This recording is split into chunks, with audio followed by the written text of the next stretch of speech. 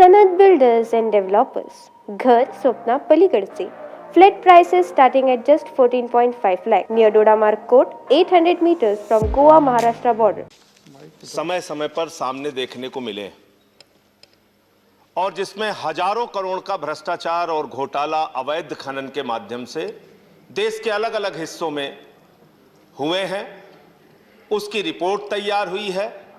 उस पर कार्रवाई क्या हुई आज तक, ये सरकार बताने के लिए तैयार नहीं. मैं माननीय मंत्री जी से जानना चाहता हूं, गोवा के विषय में 2012 में जस्टिस एमबी शाह कमीशन की एक रिपोर्ट आई थी गोवा में अवैध खनन को लेकर मान्यवर, और उस रिपोर्ट के माध्यम से कहा गया था 35,000 करोड़ रुपए का घोटाला अवैध खनन में हुआ है 2012 में. और उस रिपोर्ट के आधार पर वहां पर सारी माइनिंग बंद कर दिया गया.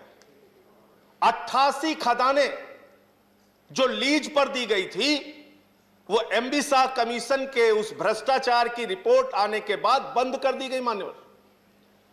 गोवा की 30% इकोनॉमी, 30% अर्थव्यवस्था माइनिंग के माध्यम से चलती है. 3 लाख परिवार उन 88 खदानों के जरिए अपने परिवार का जीवन यापन कर रहे थे. 2012 से लेकर आज 9 साल हो गया, दोबारा खदानें शुरू नहीं हो पाई, दोबारा माइनिंग शुरू नहीं हो पाई. आज गोवा के वो परिवार मान्यवर, वो कर्मचारी वहां पर काम करने वाले, उसके आसपास दुकान लगाने वाले, चाय के दुकान वाले हों, डंपर ऑपरेटर हों, माइंस के अंदर काम करने वाले कर्मचारी हों, पिछले 9 साल से वो लोग बेरोजगार हैं. कई ने आत्महत्या कर ली, उनकी जान चली गई मान्यवर. लेकिन माइनिंग दोबारा वहां पर शुरू हो नहीं पाई. क्यों? क्योंकि सुप्रीम कोर्ट ने कहा कि आप खदानों का ऑक्शन कराइए. लेकिन वहां की भारतीय जनता पार्टी की सरकार ने सुप्रीम कोर्ट के आदेशों को धता बताते हुए, किनारे करते हुए वहां पर फिर से दोबारा लीज देने का, लीज को रिन्यू करने का काम किया. और यह रिन्यू क्यों किया गया? क्योंकि सत्ताधारी दल के नेताओं और उनके रिश्तेदारों की माइनिंग वहां पर चल रही है, जिसके कारण आज 3 लाख परिवार भुखमरी की कगार पर पहुंच गए. दोबारा वहां पर माइनिंग शुरू नहीं हो पाई. भारत की सरकार इस दिशा में क्या कर रही है? भारत की सरकार ने राज्य सरकार से बात किया क्या? वहां पर आपकी सरकार है, भारतीय जनता पार्टी की सरकार.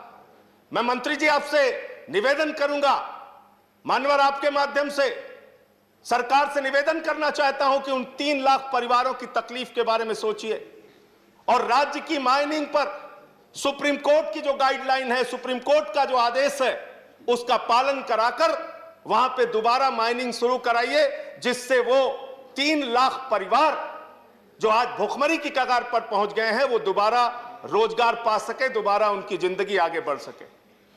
इसके साथ साथ उन 35,000 करोड़ रुपए के घोटाले के ऊपर अगर आप पूछे सरकार से कि कोई कार्रवाई हुई, आज तक कोई कार्रवाई नहीं हुई. किसी पर कोई कार्रवाई नहीं हुई. कोई नेता, कोई उसका रिश्तेदार, कोई इलीगल माइनिंग करने वाला, कोई जेल नहीं गया, किसी पर कोई सजा नहीं हुई. कार्रवाई किस पर हुई? जो निर्दोष लोग थे, जिनकी कोई गलती नहीं थी, जिनका कोई दोष नहीं था, जो परिश्रम करके गोवा की अर्थव्यवस्था को आगे बढ़ा रहे थे, उनके ऊपर कार्रवाई हुई मान्यवर. उनको भुखमरी की कगार पे पहुंचाया गया मान्यवर.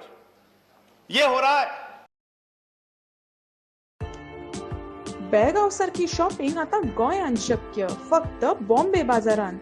बॉम्बे बाजार घेऊन आयला तरेकवार प्रकारच्यो साड्यो, लग्न समारंभ आणि वेगवेगळ्या सुवाळ्या खातीर खास साड्यो. त्याचबरोबर गिफ्ट करपाक 300 रुपयांच्यान साड्यो, सिल्क साडी 900 रुपयांच्यान सुरुवात आणि लेहंगा 3000च्या रेंजी पासून सुरुवात. शिलाई आणि एम्ब्रॉयडरीची खास सोय. तर आयजूच भेट दियात बॉम्बे बाजार, 18 जून रोड, पणजी.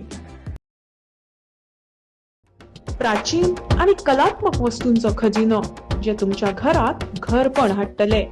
देवी देवतांच्यो मूर्त्यो असो किंवा पूजेचे सामान, शोपीस असो किंवा तरेकवार प्रकारच्यो शोभेच्यो वस्तू, गिफ्ट करात किंवा स्वतःचे घर सजयात. आमचे डिझायनर शॉल आणि हँडीक्राफ्ट पळोवपाक मुजरत यात. आमचो पत्तो बॉम्बे बाजार, डिपार्टमेंटल स्टोर, 18 जून रोड, पणजी.